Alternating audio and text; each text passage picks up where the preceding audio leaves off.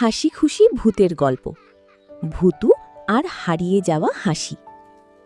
অনেক দিন আগে সবুজ গাছপালায় ঘেরা একটি ছোট্ট গ্রামে ছিল এক পুরনো বটগাছ। গ্রামের সবাই বলতো সেই গাছটায় নাকি একটা ভূত থাকে। কিন্তু সেই ভূতের নাম ছিল ভূতু, আর সে ছিল পৃথিবীর সবচেয়ে হাসি খুশি ভূত।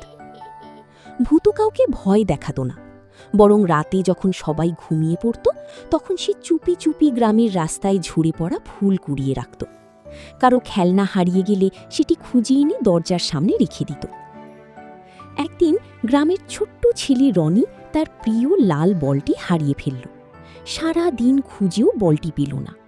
মন খারাপ করে সে বলল, ইস, যদি কেউ আমার বলটা খুঁজে দিত। রাতে ভূতু কথাটা শুনে ফেলল। সে উড়ে উড়ে সারা গ্রাম খুঁজতে লাগল। শেষে দেখল বলটি একটি ঝোপের নিচে আটকে আছে। সে আলতো করে বলটি নিয়ে রনির বাড়ির দরজায় রেখে দিল। সকালে রনি দরজা খুলেই বলটি দেখে আনন্দে লাফিয়ে উঠল। আরে, আমার বল! সেদিন থেকে গ্রামের সবাই অবাক হতে লাগল। যার কিছু হারায় পরদিন সেটাই আবার ফিরে আসে। কেউ বুঝতে পারছিল না কি ভালো কাজ করছে। এক রাতে রনি ঠিক করল সে জেগে থাকবে। মধ্যরাতে সে দেখল সাদা তুলোর মতো নরম এক ছোট্ট ভূত আস্তে আস্তে হাঁটছে। ভূতুর মুখে বড় মিষ্টি হাসি। রনি ভয় না পেয়ে বলল, তুমি কি ভূতু? ভূতু একটু লজ্জা পেয়ে মাথা নাড়ল। হ্যাঁ, তবে আমি কাউকে ভয় দেখাতে আসিনি, আমি শুধু সবাইকে হাসি খুশি দেখতে ভালোবাসি।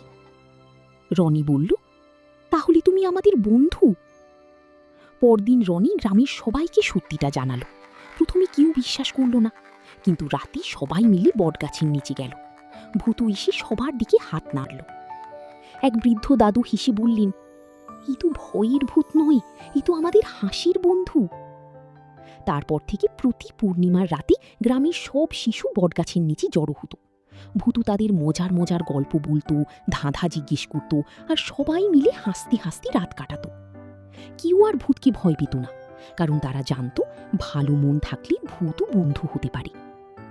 নীতি কথা, মানুষের ভালোবাসা, দয়া আর হাসি এসবই সবচেয়ে বড় জাদু। ভালো কাজ করলে সবাই একদিন বন্ধু হয়ে যায়।